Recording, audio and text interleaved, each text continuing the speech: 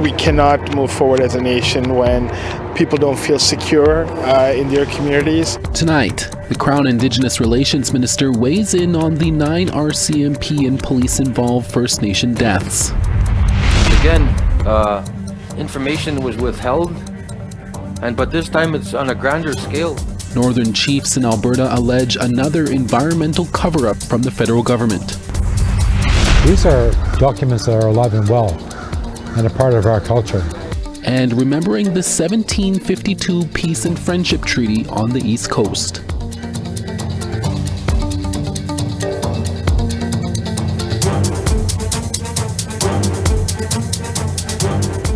Tanse, good evening. I'm Chris Sanachkate. Welcome to APTN National News.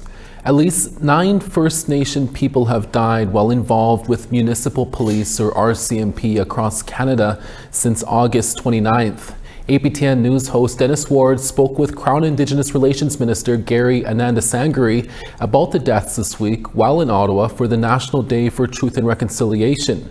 The 9 deaths span a period of about 3 weeks. 2 people were run over by police while driving in their cruisers, 5 were shot, and 2 others died while under police control or later in hospital. The youngest death involved is 15-year-old Hoss Lightning Saddleback from Samson Cree Nation, who was shot by 2 RCMP officers in Wetaskiwin in Alberta. Calls have since been made for a public inquiry into police conduct resulting in the deaths of First Nations peoples. While he wouldn't answer outright if he would support a public inquiry, Anandasangari says an investigation is needed. These deaths trouble me greatly, and I have called upon the respective institutions to undertake a review that is independent, that ensures that there's truth, there's justice and accountability. We cannot move forward as a nation when people don't feel secure in their communities, and I do think we need answers, and I'm very supportive of seeking accountability and answers for what's happened, and I fully recognize how deeply troubling this is.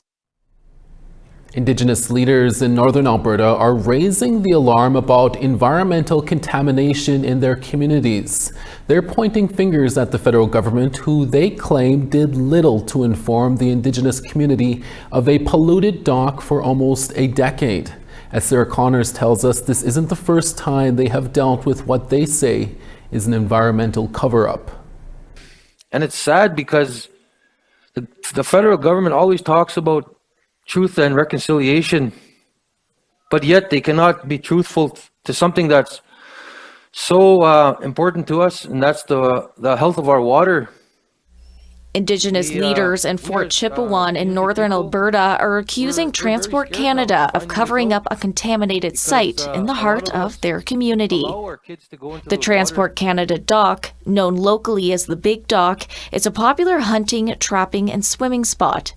But according to Indigenous leaders, the federal Crown had deemed the site contaminated as early as 2017, but failed to notify the community.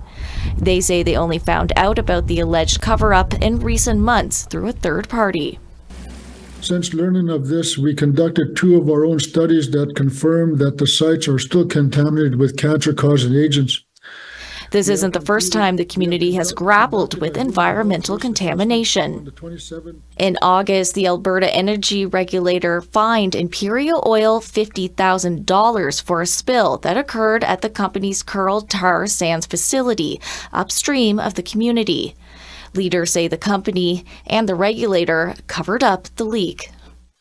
I guess it is kind of in line with the Imperial incident because, again, information was withheld, but this time it's on a grander scale.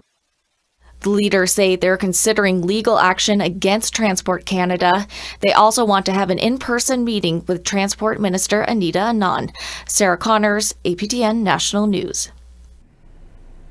APTN News reached out to Transport Canada for comment, but they did not provide a response by our broadcast time. The Amjinan First Nation near Sarnia, Ontario is ordering some of its residents to evacuate while the Ineos Styrolution company removes benzene from its facility. Benzene is a toxic chemical known to cause cancer. It's feared the cleanup could release more of the chemical into the air. About 100 band members are being sent to nearby hotels until it's safe to go back home. The highest levels of benzene are expected to be in the air between October 2nd and October 6th. Last April, high levels of benzene were registered in the air. The First Nation declared a state of emergency after people became ill with dizziness, nausea, and headaches. The Ontario government pulled the company's environmental compliance license in May, and the company announced it would be shutting down permanently. Benzene is used in electronics, medical appliances, and auto parts. About 900 people live in Amjinan First Nation. Now to the East Coast, where a progressive conservative candidate in New Brunswick's upcoming election is under fire for a social media post she made on the National Day for Truth and Reconciliation. Now there are calls from Indigenous leaders for her to withdraw from the race. CTV Atlantic's Derek Haggett has the story. In a Facebook post that has since been deleted, Conservative MLA candidate Sherry Wilson has angered First Nations leaders. It was very hurtful. The candidate for Albert Riverview and a sitting cabinet minister appears to have made a comparison to Canada's residential school tragedy and Policy 713, the province's policy on sexual orientation and gender identity in schools. We cannot afford to repeat the tragic mistakes that destroyed the thousands of Indigenous families. Therefore, I am committed to keeping the parents of minor children aware of and involved in their children's development while they are entrusted to our government schools. The Wolastoqey Nation is calling on Premier Blaine Higgs to remove Wilson from its candidate roster, saying her statement was, quote, appalling. There have been calls for a national apology. A public apology, and then perhaps take some training. Maybe talk to a residential school survivor so she knows what the difference is between residential schools and the Policy 713. Premier Higgs doesn't think Wilson's post was a comparison that relates to the trauma of residential schools. And I don't think it's a comparison of anything that yields in today's world. I think the post that was put out missed the mark, and it's been withdrawn. Both the Liberal and Green parties strongly denounced it. I thought it was disgusting. I thought that it was completely inappropriate and really unfortunate. Abhorrent and indefensible for her to put that out there. I think any day of the year, but especially on September 30th. Derek Haggett, CTV News, Lower Coverdale, New Brunswick. The Truth and Reconciliation events continue in Ottawa this week. We'll take you back to Parliament Hill in about 3 minutes. Stay with us.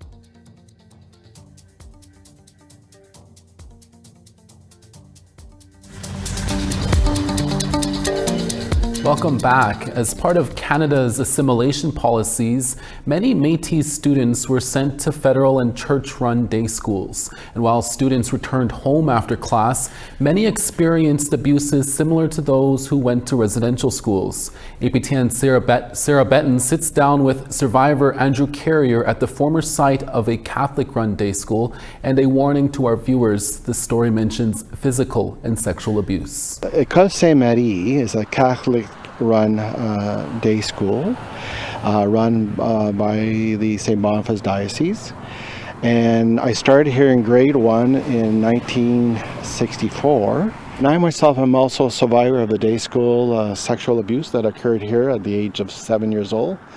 That was back in 1965. A modest church and childcare center are tucked away in Winnipeg's Old St. Vital neighborhood.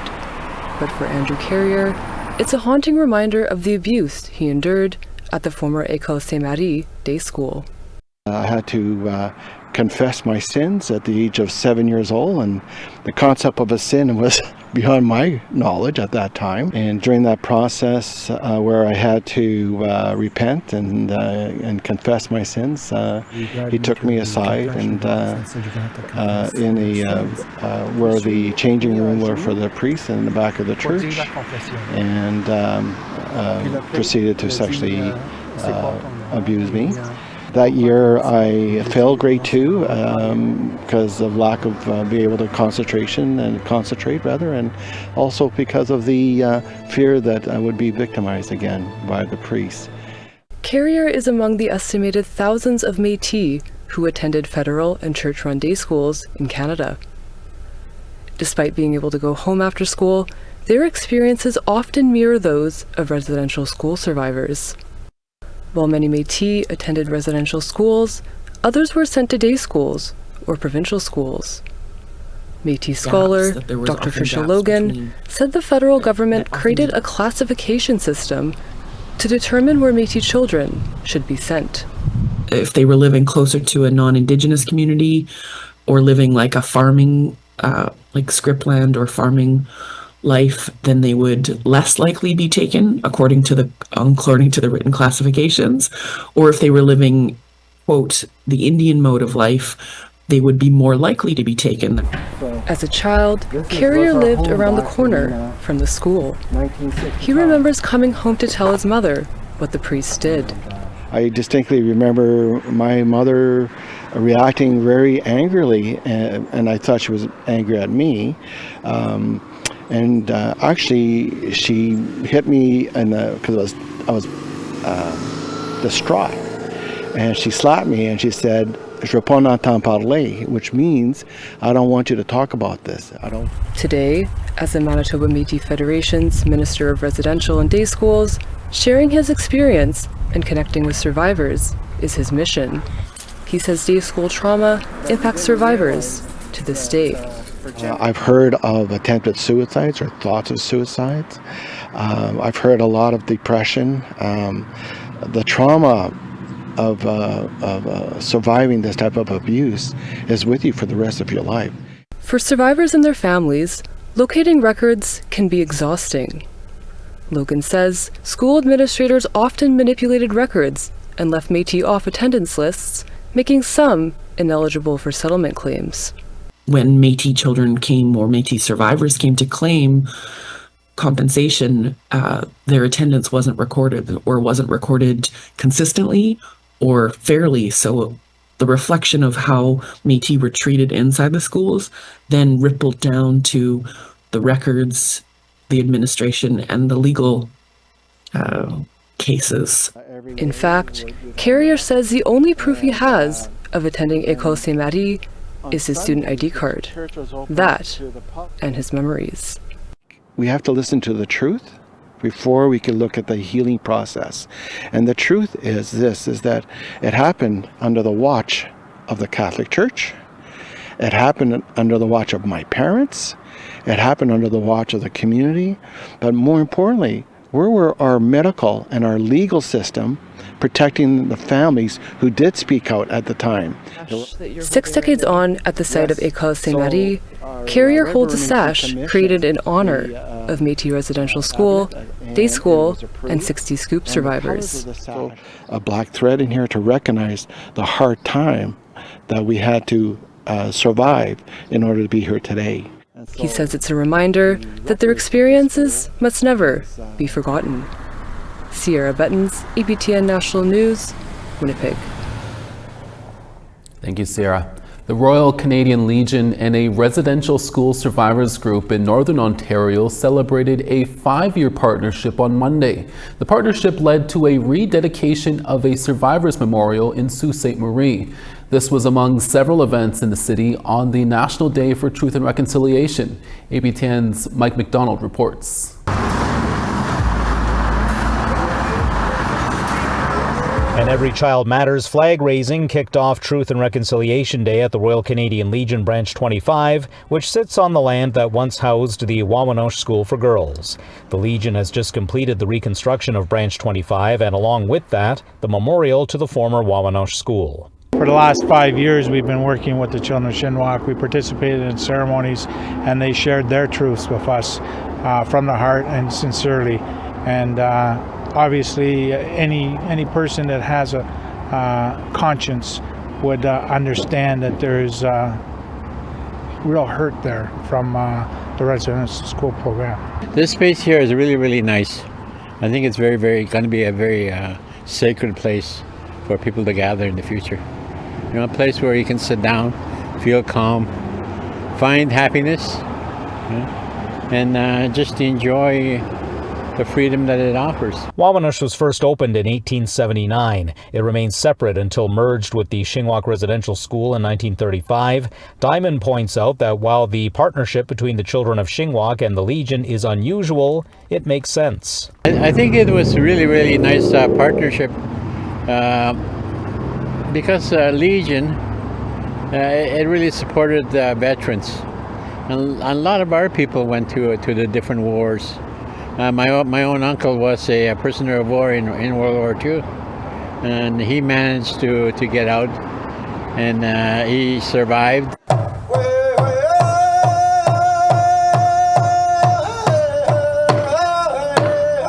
Closing out the day was a candlelight vigil in front of what was once the Shinwak Indian Residential School, now Algoma University. Survivors and local dignitaries took time to share their thoughts and their stories. We are remembering, and the survivors who are here are inspiration to all of us. We're remembering and choosing never to forget and never to let happen again what took place right here, which is supposed to be an institution of learning where families were brought to unlearn their culture, unlearn their language. I am so grateful to all of you for sharing your wisdom, for sharing your stories. I was very bad when I was here. No, I wasn't bad. I was normal, but I was a rebel. I got hit all the time. I won't mention any names, but there was a woman here that used to hit me over the head all the time with a stick. One of those sticks, hardwood sticks that's on plungers. So every time she'd leave her room, I'd go and steal it out of her and throw it out the window. There was a big pile of them in the springtime. You know, we're aging, and we need you. We need your youth, and your smarts, and your willingness to carry this on. I'm tired of doing projects now. It takes a lot of energy and effort, but it's worth it in the end. Mike McDonald, APTN National News, Sault Ste. Marie. Truth and Reconciliation events didn't just end on Monday. On Tuesday, the orange residential school survivors flag was re-raised on Parliament Hill. The ceremony happened in front of Parliament's Welcome Centre. Crown Indigenous Relations Minister Gary Anandasangri helped raise the flag. It was first erected here 2 years ago, with the current location supposed to be a temporary one, but a permanent place for the flag has yet to be determined. Elder and residential school survivor Dennis Saddleman explained the flag's importance. There's a lot of work between us and the government, between us and the churches, and between us and our healing. The survivor's flag represents we are still fighting for justice. We are still fighting for freedom to live on our own land. The survivor's flag means we are warriors. APTN's Angel Moore will take us to this year's Treaty Days in Halifax. That story when we're back in less than 3 minutes. Stick around.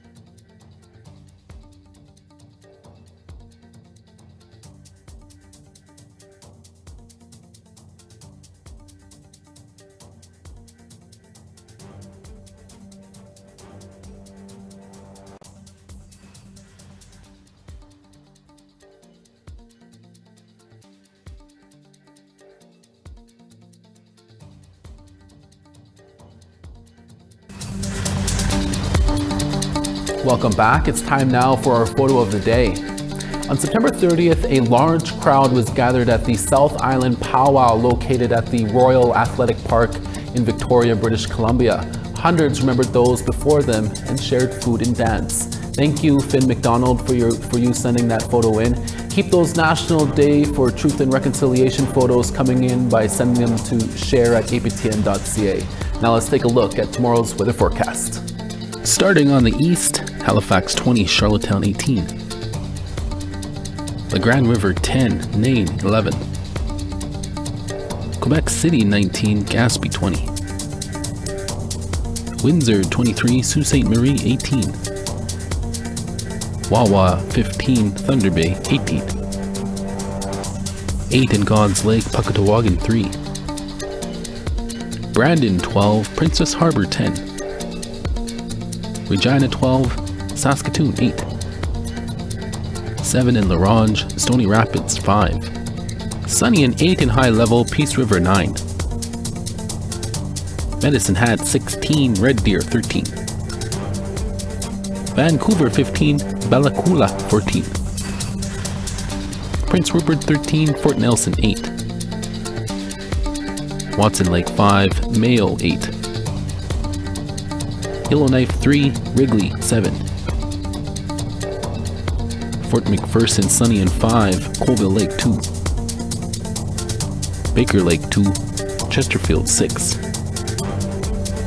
And Arctic Bay 5 and Resolute +1. Hundreds of people still gather in Halifax each year to celebrate Treaty Day. This celebration began in 1986 to commemorate and mark the renewal of the 1752 Treaty of Peace and Friendship Treaties. Angel Moore brings us the story. Community members and supporters walked with the veterans to mark Treaty Day. Veterans Alan Knockwood and Al Oakley have been attending the event since it began in 1986. It reaffirms our peace and friendship treaties that we have, and it's a very strong bond that we still hold dear and real. People often think of treaties as being pieces of paper that happened in the past. These are documents that are alive and well and a part of our culture. The event included a reception at Government House with provincial officials and Mi'kmaq leadership. Oakley says, I come here because for one thing it's an honor, for another thing you see all your veterans, and also you see the people from each reserve, plus you meet with the governor and you talk to the governor and so forth. The 1752 treaty was made to make peace. The Crown promised the Mi'kmaq hunting, fishing, and trading rights. October 1st was designated a day to renew these commitments. Former Senator for Nova Scotia, Dan Christmas, explains. When this area was being settled back in the 1700s, unfortunately there was war between the Mi'kmaq and the settlers. And the Treaty of 1752 was signed to end that war, to end those hostilities, to put an end to all the violence. Knockwood says the treaties are about protecting each other. But also we're smug in this, and we defend our treaty obligations as well. Our treaty obligation, for one example, the Watertown Treaty in the United States says that we will help the United States, so we have no problem in joining the American Armed Forces because of our treaty obligation to them. The 1752 treaty was upheld in 1985 by the Supreme Court of Canada in the Simon case. In 1980, James Simon was found guilty of violating provincial gun storage regulations. He appealed and was acquitted on the right to hunt and fish protected by the 1752 treaty. But the most important relationship is one of peace and friendship between settlers and the Mi'kmaq. Yes, we'll continue to have issues, but we strive always to resolve them in peace and friendship, that we remember the treaties, we remember what it costs, and we remember the price to pay if we don't. Angel Moore, APTN National News, Jabuktuk, also known as Halifax. Thank you, Angel. And a late note, Transport Canada did get back to us on the contamination near the dock at Fort Chipewyan. They said their 2017 assessment showed no risk to human health. That's your newscast for this Wednesday, October 2nd. Miigwech, masicho, hi hi. Thank you for watching. We'll see you again next day.